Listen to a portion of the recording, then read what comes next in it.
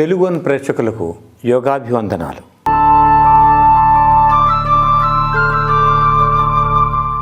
ఈరోజు మన కార్యక్రమంలో యోగంలో భాగమైనటువంటి ధ్యాన యోగం గురించి ప్రస్తావించుకుందాం.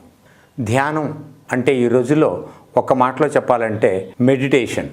మన దేశంలోనే కాదు, ప్రపంచం అంతటా కూడా పేరు ప్రఖ్యాతులు సంపాదించి పాపులర్ అయినటువంటి మంచి పదం మెడిటేషన్. అసలు ఈ ధ్యాన ప్రక్రియ ఎక్కడి నుంచి వచ్చింది అనేది మనం ఒక్కసారి ప్రస్తావించుకుంటే, మన ఋషులు, మునులు, తపస్వికులు, దార్శనికులు వారందరూ కూడా ధ్యాన సంపన్నులైన తర్వాత మోక్ష మార్గంలోకి వెళ్ళి ఎన్నో అద్భుతమైన మహిమలను కనుక్కున్నటువంటి సంఘటనలో పురాణ ఇతిహాసాల నుంచి మనం కనుక్కున్నాం. అయితే ధ్యానం నేటి సమకాలీన ప్రపంచానికి ఎలా ఉపయోగపడగలుగుతుంది అనే విషయాన్ని మాత్రం ఇవాళ మనం తెలుసుకుందాం. ధ్యానం సింపుల్గా చేసినప్పటికీ కూడా చక్కని ప్రయోజనం కలిగేటువంటి అవకాశాలు మనకున్నాయి. ధ్యాన ప్రక్రియలో మొట్టమొదట ఎక్కడి నుంచి వచ్చింది అని మనం భావించేటట్లయితే కపిల మహర్షి యొక్క సాంఖ్య దర్శనం, ఆ తర్వాత పతంజలి మహర్షి విరచితమైన అష్టాంగ యోగం నుంచి ఈ ధ్యానం వచ్చింది. యమ, నియమ, ఆసన, ప్రాణాయామ, ప్రత్యాహార అనే 5 అంగాలు బహిర్గత అంగాలైతే ధారణ, ధ్యాన, సమాధి అనే 3 అంతరంగికాలు. ఈ మూడిట్లో భాగంగా ఇవాళ మనం ధ్యానం గురించి ప్రస్తావించుకుందాం. ధ్యానం చేస్తే ఏం కలుగుతుంది, ధ్యానం చేయాల్సిన అవసరం ఎందుకు మనకి, ధ్యానం ఎవరెవరు చేయాలి అనేది మనకి చర్చనీయాంశం. ధ్యానాన్ని సింపుల్గా సాధన చేయాల్సి వచ్చినప్పుడు మొట్టమొదట ధ్యానం చేయబడేది మనసు కనుక, ఆ మనసు శరీరంలో భాగం కనుక శరీరాన్ని సరళతరం చేసుకోవాలి. అంటే ఒక 15 నిమిషాలు వాకింగ్ చేసిన తర్వాత కానీ, లేకపోతే కాసేపు స్పీడ్ నడక నడిచి వచ్చిన తర్వాత కానీ విశ్రాంతిగా కూర్చొని సుఖభంగిమలో కూర్చొని ఈ ధ్యానాన్ని మనం పాటించాలి. ధ్యానాన్ని పాటించేటప్పుడు చిన్ముద్ర అంటారు. ఇలాంటి చిన్ముద్రలో కానీ ఈ చేత్తో ఇలా ఉంచేసి, పక్కన ఇలా ఉంచేసి సుఖమైనటువంటి భంగిమలో ఇలా కూర్చొని వెన్ను నిటారుగా ఉంచి కళ్ళు మూసుకొని మనసుని నాసికాగ్రం మీద అంటే ముక్కు కొన మీద దృష్టి కేంద్రీకరించి శ్వాస గమనాన్ని మనం పరిశీలిస్తూ ఉంటే 5, 10, 15 నిమిషాల పాటు ఇలా సాధన చేస్తున్నప్పుడు మనసు యొక్క వ్యావరింగ్ అనేది తగ్గి, ఆలోచనలు తగ్గి ఒక నిర్దిష్టమైనటువంటి ఫోకస్కి, కాన్సన్ట్రేషన్కి రాగలుగుతుంది. ఒక్కసారి మనసు ఏకాగ్రతలోకి వచ్చింది అని అంటే దాన్ని మనం సాధించుకోగలిగితే జీవితంలో మనం ఏది చేయాలి, ఎప్పుడు చేయాలి, ఎలా చేయాలి అనేటువంటి కర్తవ్య నిర్వహణ, కర్మ యొక్క దీక్ష ఇవన్నీ కూడా చక్కగా చేయగలము అనే సంగతి భగవద్గీతలో కూడా శ్రీకృష్ణ పరమాత్ముడు అర్జునుడికి ఉపదేశించిన ఒక శ్లోకంలో చెప్తారు. అసంశయం మహాబాహో మనో దుర్నిగ్రహం చలం అభ్యాసేన తు కౌంతేయ వైరాగ్యేన చ గృహ్యతే వైరాగ్యేన చ గృహ్యతే. ఈ ప్రపంచంలో ఉత్కృష్ణ జన్మ ఎత్తినటువంటి మనిషికి, మానవుడికి తన సర్వశక్తులు ఒడ్డి ఏ పని, ఏ కార్యం ఎలా చేయాలనుకున్నప్పటికీ కూడా మానసిక సంసిద్ధత, విషాద రహితం, మానసిక ఉల్లాసం, ఉత్తేజం, ఆత్మస్థైర్యం ఉంటేనే అది సాధించగలుగుతారు. అలాంటిది యోగం ద్వారా, ధ్యానం ద్వారా అది సాధ్యమవుతుంది. యోగి అయిన తర్వాత నువ్వు చేయాల్సినటువంటి కర్తవ్యం పట్ల నువ్వు ఖచ్చితంగా బాగా చేయగలిగేటువంటి నేర్పు, ఓర్పు, శక్తి నీకు వస్తుందని చెప్పబడింది ఆ శ్లోకంలో. మనం ధ్యానం చేసేది ఋషులు కావాలనో, తపస్సులు కావాలనో, లేకపోతే ఇంకేదో కావాలని కాదు. ధ్యానం నేటి సామాజిక జీవన శైలిలో అవసరమైనటువంటి పరిస్థితి ఏర్పడింది మనకి. రకరకాల మానసిక ఒత్తిళ్ళు, అనేక రకాల టార్గెట్లు, అనేక రకాలైనటువంటి సంక్షోభాలు, వ్యక్తిపరంగా, కుటుంబపరంగా, సామాజిక పరంగా, రాజ్యాంగపరంగా రకరకాల సంక్షోభాలు మనం ఎదుర్కొంటున్నాం. వీటన్నిటినీ ప్రతిరోజు కూడా సంభాళించుకొని మన జీవితానికి అనుగుణమయ్యేటట్టుగా ఉన్నంతలో నేర్పుగాను, హాయిగాను, ప్రశాంతంగాను జీవించగలగాలి అంటే తప్పకుండా ధ్యానం నేర్చుకోవటం అవసరం. అది అంత పెద్ద కష్టమైందేం కాదు. ఎవరు చేయాలి ధ్యానం అనేది కొంత ప్రశ్నార్థకం అవుతుంది. 9 సంవత్సరాల దగ్గర నుంచి 90 సంవత్సరాల ముదుసలి వరకు కూడా ఎవరైనా ధ్యానం చేయవచ్చు. ధ్యానం చేయాల్సి వచ్చినప్పుడు పాటించాల్సినటువంటి కొద్ది నియమాలు, పట్టింపులు, పద్ధతులు ఏంటనేది మనం ఇవాళ విశ్లేషించుకుందాం. కపిల యోగ శాస్త్రంలో ఇప్పటి కాలానికి సంబంధించినటువంటి పద్ధతిలో నిర్వహించబడేటట్లుగా ఫ్రీ మైండ్ మెడిటేషన్ అనే ఫార్ములాని మనం తీసుకుందాం. అంటే మనసుని ఫ్రీ చేయటం, ప్రశాంతత పరచటం, ఏకాగ్రతలోకి తీసుకెళ్ళగలగటం, ఇది ధ్యానం యొక్క లక్ష్యం. ముందుగా ధ్యానం చేయాల్సి వచ్చినప్పుడు మనసు ఫ్రీగా ఉండాలి కనుక కొంత నడక, కొంచెం వార్మప్ ఎక్సర్సైజులు చేసిన తర్వాత ధ్యానాన్ని ప్రారంభించాలి. వార్మప్స్ ఎలా అంటే చేతులు ఇలా తీసుకున్న పర్వతాసనం లాంటి 5-6 సార్లు, లేదు చేతులు పక్కల నుంచి తీసుకొని ఇలా పక్కకి స్ట్రెచ్ చేస్తూ, బాడీని బాగా స్ట్రెచ్ చేస్తూ, అంటే సరళతరం చేయటం ద్వారా ఎక్కువసేపు కూర్చోగలిగేటట్టు, మనసు నిమగ్నం కాగలిగేటట్టు అవకాశం ఉంటుంది. అదే సందర్భంలో హార్డ్ ఎక్సర్సైజ్ ఏ పాటికి చేయకూడదు. అట్లాగే భుజాలు పైకి కిందకి అట్లా అంటాం. ఓకే, అట్లా నెక్ని కూడా వెనక్కి ముందుకు అంటాం, సైడ్స్. ఇప్పుడు శరీరం వార్మప్ చేసిన తర్వాత కొంచెం సరళత్వం వచ్చింది. ఆ తర్వాత ఏం కావాలి? ఏమీ ఆలోచించకూడదు, కళ్ళు మూసుకొని ధ్యానం చేయాలి అని అనుకున్నప్పుడు ఆలోచనల పర్సంటేజ్ ఇంకా పెరుగుతూ వస్తూ ఉంటుంది. అందుకనే శ్వాసని నెమ్మది చేయటం కోసం నాడీ శోధన ప్రాణాయామం స్లోగా చేయాలి. అది ఎలా చేయాలి అంటే ఎడం చెయ్యి ఈ ముద్రలో ఉంచుకొని కుడి చెయ్యిని నాసికాగ్ర ముద్రలో ఉంచి ఎడమ ముక్కు నుంచి శ్వాసను నెమ్మదిగా తీసుకోవాలి. అలా తీసుకొని 3 సెకండ్ల తర్వాత 5 సెకండ్ల పాటు నిలపాలి. మళ్ళీ రెండో వైపు ముక్కు నుంచి 6 సెకండ్ల కాలంలో నెమ్మదిగా విడిచిపెట్టాలి. ఈ రేషియో కొంచెం కుడి ఎడంగా అయినా పర్వాలేదు, కానీ నెమ్మదిగా తీసుకోవటం, నిలకడగా శ్వాసను అట్టిపెట్టడం, అంటే శ్వాసను కుంభించటం, మళ్ళీ నింపాదిగా శ్వాసను విడిచిపెట్టడం, ఇట్లా ఈ వైపు నుంచి ఈ వైపుకి 24 సార్లు కానీ 16 సార్లు కానీ చేయాలి. అప్పుడు అలా చేసిన తర్వాత ఏమవుతుందంటే ఇక్కడ ఉండేటువంటి ఆగ్నేయ చక్ర, ఈ సహస్రార చక్ర, ఈ రెంటికి శ్వాస గమనంలో వెళ్ళేటువంటి మార్పులో మంచి తేడా వచ్చి ఆ వాయు ప్రకంపన ద్వారా వచ్చేటువంటి చంచలత్వం తగ్గి నిశ్చలత్వం అనేది ఏర్పడుతుంది. ఈ నిశ్చలత్వం ఏర్పడటం ద్వారా మనసు కుదుటపడుతుంది. ఆ తర్వాత అంతకంటే కుదుటపడటం కోసం ఒక్కసారి ప్రాణాయామం చేసిన తర్వాత ధారణ చేయాలి. ధారణ అంటే తదేక దృష్టితో ఎదురుగా ఉండేటువంటి చిత్రపటం వైపు కానీ, సద్గుణ ధ్యానం అంటారు, ఒక బొమ్మ వైపు కానీ అలాగే కన్ను ఆర్పకుండా తిలకించాలి.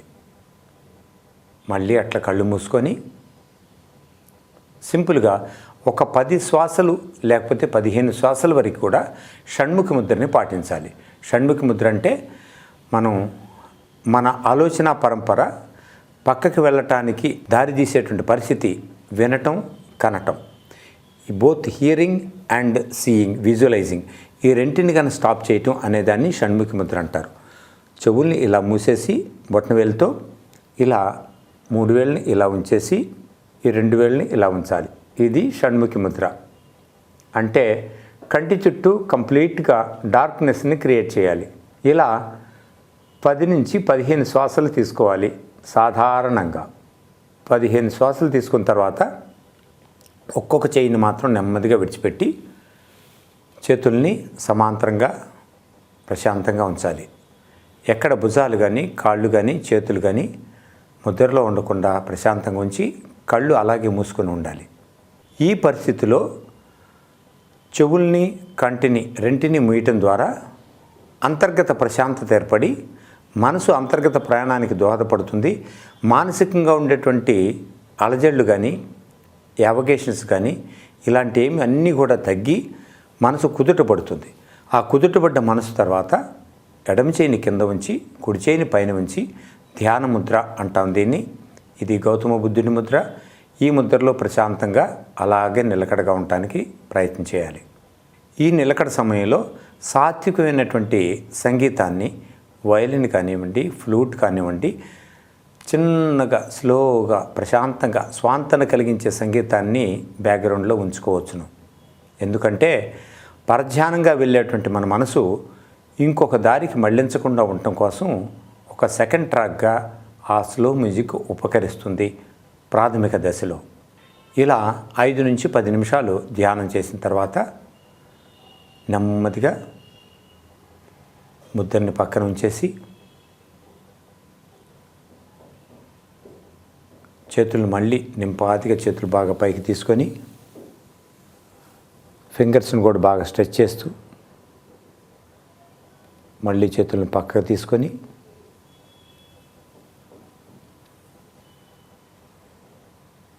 కళ్ళు తెరిచి ఉంచాలి. మన జీవితంలో రకరకాల అలవాట్లు అభ్యాసం కొద్దీ వచ్చి చేరినవి మాత్రమే. ఈ ధ్యానాన్ని కూడా మనం స్నానం చేసిన తర్వాత మంచి వెంటిలేషన్గా ఉండేటువంటి మంచి వాతావరణంలో మనం కూర్చొని ఏకాంతంగా కానీ ప్రశాంతంగా ఉన్నటువంటి గ్రూప్తో కానీ చక్కగా కూర్చొని తూర్పు ముఖంగాను లేకపోతే ఉత్తర ముఖంగాను మనం కూర్చొని ధ్యానం చేసేటట్లయితే నిర్దిష్టమైన సమయంలో ధ్యానం చేయటం అలవాటు పడితే ధ్యానం కూడా మన మనసుకు ఒక కల్చర్గా అలవాటు పడుతుంది. తద్వారా ధ్యానం చేయటం చాలా సులభం అనిపిస్తుంది. ధ్యానం చేయటం అంటే మనల్ని మనం మర్చిపోవటం కాదు, మనల్ని కేవలం ప్రశాంతంగా ఉంచటమే కాదు, దేహం నుంచి మనసు నుంచి ఆత్మ వైపు అంతర్గత ప్రయాణం చేయటం ధ్యానం. దీని ద్వారా మామూలుగా ఋషులు మునులు గొప్ప గొప్ప వాళ్లే కాకుండా అతి సాధారణమైన మనిషి కూడా సుదీర్ఘకాలం పాటు ధ్యానం చేసిన తర్వాత, అంటే కేవలం 5 నుంచి 6, 10 వారాల వరకు కూడా ధ్యానం చేసిన తర్వాత మానసికంగా ఎంతో ప్రశాంతత వస్తుంది, పరివర్తన కలుగుతుంది. మన అలవాట్లు, మన చేష్టలు, మన అవలక్షణాలు ఇతరుల చేత మార్పించబడటానికి ఎప్పుడూ మనం వ్యతిరేకిస్తుంటాం. అది జీవితాంతం కూడా జరుగుతూనే ఉంటుంది. కానీ ధ్యానం చేసిన తర్వాత మన నాడీమండల వ్యవస్థ పూర్తిగా ప్రశాంతపడి మన మనసు పరిశుభ్రపడి ఆత్మశుద్ధి ఏర్పడుతుంది. తద్వారా ఏంటంటే ఎలా ఆలోచించాలి, ఏమి ఆలోచించాలి, ఎలా తీర్పుగా ఉండాలి అనే సంగతి కూడా మనకు అలవడుతుంది. కాబట్టి ఈ రోజుల్లో ఇటువంటి స్పీడ్ యుగంలో వేగ జీవితంలో రోగాల మయం కాకుండా ఉండాలంటే ఆసనాలు ప్రాణాయామంతో పాటు అవి చేయగలిగిన వాళ్ళు చేయలేని వాళ్ళు కూడా ధ్యాన ప్రక్రియను మాత్రం పాటించేటట్లయితే తదనుగుణమైన ఫలితాలని అంటే ఇన్స్టెంట్ బెనిఫిట్స్ని చక్కగా పొందగలుగుతారు. వాటిలో నెంబర్ 1 ఏంటంటే గుండె యొక్క నాడీ స్పందన చక్కగా ఉంటుంది, బీపీ కంట్రోల్ కాగలుగుతుంది. అట్లాగే మీ పిట్యూటరీ గ్లాండు చక్కగా ఫంక్షన్ చేస్తుంది. థైరాయిడ్ గ్లాండ్తో సహా మిగతా అడ్రినల్ గ్లాండ్స్ వైపు కూడా దాని యొక్క ఫంక్షనింగ్, గ్రంథి యొక్క ఫంక్షనింగ్ సక్రమంగా జరుగుతుంది. మనసే దేహానికి రాజు గనక మనసుని చిత్తాన్ని ప్రశాంతంగా ఉంచగలిగితే లోపల ఇంటర్నల్ ఆర్గాన్స్ అనేవి కూడా ఎంతో కొంత ప్రశాంతపడతాయి, ప్రేవులతో సహా కూడా. అంతేకాదు మనకు వచ్చేటువంటి ఆలోచన స్రవంతి పక్కదారులు పట్టనేయకుండా, పెడదారులు పట్టనివ్వకుండా, మన జీవితంలో అత్యాశకి, నిరాశకి, పేరాశకి దారితీయనీయకుండా మనం ఎలా ఉండాలో అలా ఉండగలిగేటట్టు మన మేధాశక్తి, మన తెలివితేటలు, మన విద్య, మన బుద్ధి, మన వృత్తి వీటన్నిటి పట్ల కూడా నిబద్ధత అనేది వచ్చేటట్లు చేస్తుంది. ఎవరితో చెప్పించుకునే అవసరం లేకుండానే ఇది కలుగుతుంది. ఆసనాలు ప్రాణాయామం చేయడానికైతే గురు మార్గం అనేది అవసరం. కానీ ధ్యానం చేసేటప్పుడు కూడా గురు మార్గం అవసరమే. కానీ ధ్యానం చేస్తున్న ప్రతిసారి ఏ గురువు దగ్గర ఉండని అవసరం లేదు. ఆది శంకరాచార్య చెప్పినట్టుగా మన మనసుని, మన ఆత్మని మనం గురువుగా చేసుకునేటట్లయితే అదే మనల్ని గురువుగా నిర్దేశిస్తుంది, ఎలా చేయాలో మనకు చెప్పగలుగుతుంది. అయితే ఇతరుల వల్ల మనకు వచ్చేటువంటి నష్టం కానీ పెడమార్గం కానీ చాలా తక్కువ ఉంటుంది. ఇతరులు ఎంత గొప్పవాళ్ళైనా, ఎంత సహచరులైనా, ఎంత మిత్రులైనా, ఎంతటి స్థితిలో ఉన్నప్పటికీ కూడా మన జీవితాన్ని, మన జీవితంలో వచ్చే మార్పుల్ని కొద్ది కాలం మాత్రమే శాసించగలరు.